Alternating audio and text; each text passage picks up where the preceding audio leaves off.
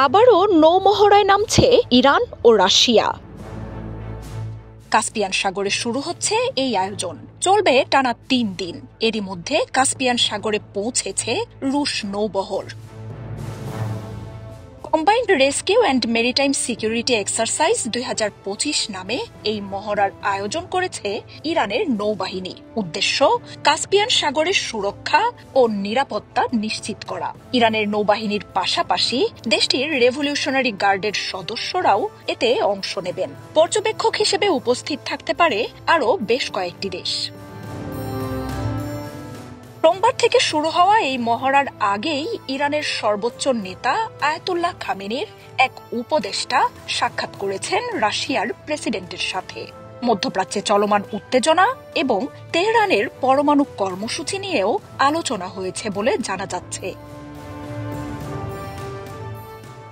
ইউক্রেনে যুদ্ধ শুরুর পর থেকেই পশ্চিমা নিষেধাজ্ঞায় জর্জরিত দুই দেশ রাশিয়া ও ইরানের মধ্যে সম্পর্ক জোরদার হয়। ইরানের পরমাণু কর্মসূচিরও বড় অংশীদার পুতিনের দেশটি। পশ্চিমা নিষেধাজ্ঞা আর হুঁশিয়ারির বিরুদ্ধে দুই দেশ কয়েক বছর ধরেই একাধিক সামরিক মহড়া চালিয়েছে। ইরানের বিরুদ্ধে ইসরায়েল ও আমেরিকার আগ্রাসনের সময়ও মস্কোর সাথে যোগাযোগ অব্যাহত রেখেছে তেহরান।